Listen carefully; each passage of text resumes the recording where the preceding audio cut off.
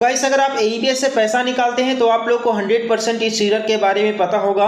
और बता दें कि लगभग सभी सीएसपी संचालकों के पास ये एरर आ रहे हैं, चाहे किसी भी प्राइवेट पोर्टल को आप लोग यूज कर रहे होंगे। और बता दें कि ये जो एरर है कुछ ही गिने चुने बैंक के कस्टमर्स के ही अकाउंट में देखने के लिए मिल रहे हैं। और ये जो एरर है अनएक्सपेक्टेड एरर है।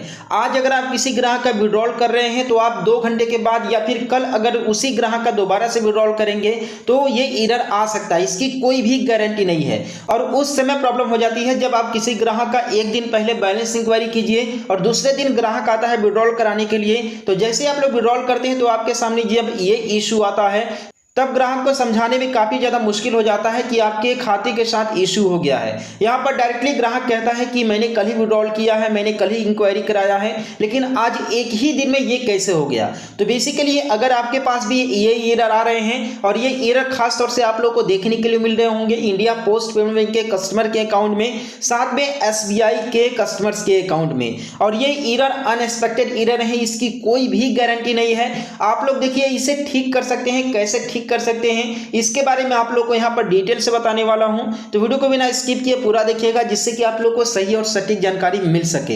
अगर एसबीआई कस्टमर्स के अकाउंट में बात करूं तो लगभग समझ लीजिए कि 70 से 80% जो है कि ग्राहकों का पैसा तो निकल जाता है, लेकिन बचे 10 से 15% कस्टमर जिनके खाते में आप लोग को ये इशू 100% देखने के लिए मिलेगा। और साथ में इंडिया पोस्ट पेमेंट बैंक के कस्टमर्स के भी अकाउंट में ये एरर देखने के लिए मिलता है। तो बेसिकली इसे कैसे ठीक कर सकते हैं और ये एरर आ क्यों रहा है ये जानना बहुत ही जरूरी है।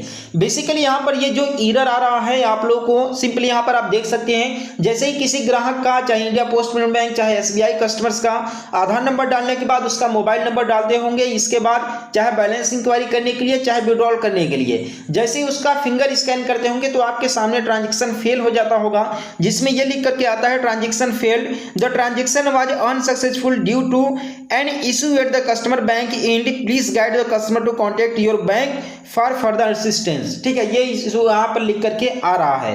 तो बेसिकली यहाँ पर ये बोला जा रहा है कि कस्टमर के बैंक के एंड से कोई दिक्कत है जिसकी वजह से यहाँ पर ट्रांजैक्शन फेल हो जा रहा है। और ग्राहक को गाइड कीजिए कि ग्राहक जो है कि बैंक में जाकर के जानकारी इकट्ठा करे कि आखिर ऐसा क्यों हो रहा है। तो बेसिकली बता दें कि लगभग 70 से 80% में ऐसा होता है कि जब ग्राहक के खाते में पीरियोडिक केवाईसी अपडेट नहीं होता है तब ग्राहक के खाते में ये इशू आप लोगों को देखने के लिए मिलेगा। सेकंड चीज कि ग्राहक के खाते में अगर मोबाइल नंबर अपडेट नहीं है तो भी ये इशू देखने के लिए मिलेगा। तो बेसिकली यहां पर ग्राहक को जब आप बताएंगे कि आपके खाते में केवाईसी अपडेट नहीं है तो ग्राहक आपको ही सिखाने लगते हैं कि मैंने जो है कि हाल ही में कराया है, मैंने 15 दिन पहले कराया है, मैंने 20 दिन पहले कराया है। तो ऐसे में ग्राहक को समझाना काफी ज्यादा मुश्किल हो जाता है। और ज्यादा मुश्किल तब हो जाता है जब आप एक दिन पहले ग्राहक का बैलेंस इंक्वायरी किए रहिए और दूसरे दिन आकर के ग्राहक जब आपसे विड्रॉल कराता है तो उस समय यही एरर आ जाए तो काफी ज्यादा दिक्कतें होती हैं। तो बेसिकली ये जो एरर है पीरियोडिक केवाईसी की वजह से होता है। ग्राहक को आप लोग को समझाना पड़ेगा कि आप लोग पीरियोडिक केवाईसी जाकर के बैंक में कराइए, तभी आप लोग का जो है कि ये इशू फिक्स होगा। लेकिन अगर ग्राहक पीरियोडिक केवाईसी नहीं भी कराता है तो भी ये प्रॉब्लम ठीक हो सकता है। उसके लिए ग्राहक को कम से कम 2 महीने में जो है कि बैंक में जाकर के एक बार विड्रॉल या फिर जो है कि इंक्वायरी या फिर यानी कुल मिलाकर के बात करें तो कोई ना कोई ट्रांजैक्शन कंप्लीट करने होंगे। तो अगर आपके पास इस बैंक के बहुत ही ज्यादा कस्टमर बेस है तो आपको काफी ज्यादा परेशानी होती होगी, क्योंकि बहुत सारे कस्टमर आपके सेंटर से वापस चले जाते होंगे। एक चीज और आप लोगों ने नोटिस किया होगा कि अगर आपके पास किसी एसबीआई कस्टमर के अकाउंट में इशू आ रहा है, यहाँ पर जो है कि कस्टमर इशू बताया जा रहा है कस्टमर के बैंक एंड से, लेकिन जब यही ग्राहक जो कि एसबीआई कियोस्क पर जाकर के जब विड्रॉल कराता है फिंगर स्कैन करके तो वहां पर हो जाता है, लेकिन किसी प्राइवेट कंपनी के सीएसपी पर विड्रॉल नहीं होता है। ठीक है, ये आप लोग ये चीज नोटिस कर लीजिएगा, इसमें ऐसा होता है। ठीक, तो बेसिकली यहां पर बता दें कि इसका देखिए 2 सॉल्यूशन है। आप लोग 2 तरीके से इसे जो है पूरी तरीके से खत्म तो नहीं कर सकते हैं, लेकिन इसे न्यूट्रल थोड़ा सा कर सकते हैं। और बता दें कि इसे आप लोग को ग्राहकों के हेल्प के साथ ही करना पड़ेगा।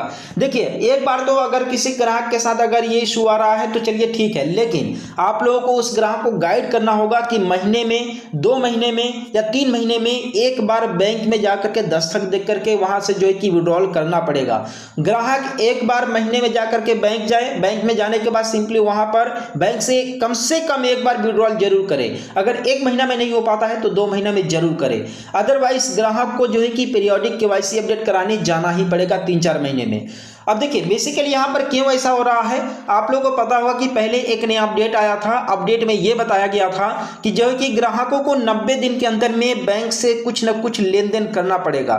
जो ग्राहक है केवल फोन पे या फिर एईपीएस के द्वारा विड्रॉल वगैरह कराते हैं तो इससे काम नहीं चलेगा। ग्राहक को एक बार बैंक में जाना पड़ेगा विड्रॉल कराने के लिए, और जो ग्राहक अगर नहीं जाएगा उस ग्राहक के खाते में यही इश्यू होगा, केवाईसी अपडेट मांगने लगेगा तुरंत, पीरियोडिक केवाईसी यहाँ पर तुरंत मांगने लगेगा। तो आप लोग इस चीज का ख्याल रखें। और सेकंड चीज कि अभी एसबीआई ने हाल ही में जो कि एईपीएस को इनेबल और डिसेबल करने का जो सर्विस है इसे अपने जो है कि ऑनलाइन sbi.com पर जो है कि लॉन्च कर दिया है।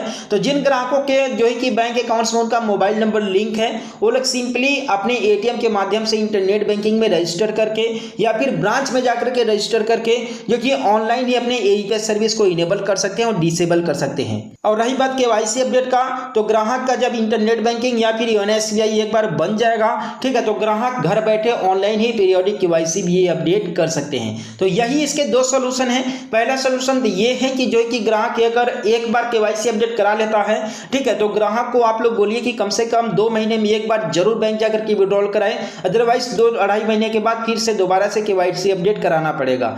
ठीक है, ये पहला सोल्यूशन तो ये है। सेकंड सोल्यूशन है कि आप लोग इंटरनेट बैंकिंग के थ्रू जो कि एईपीएस को इनेबल करवा सकते हैं, डिसेबल भी करवा सकते हैं, और सेकंड चीज कि आप लोग केवाईसी अपडेट भी करा सकते हैं। यही दोनों अपडेट थे। आप लोगों को कैसे लगे ये सोल्यूशन आप लोग मुझे कमेंट करके जरूर बताइएगा, और हम लोग मिलते हैं फिर किसी नेक्स्ट वीडियो में एक नए अपडेट के साथ।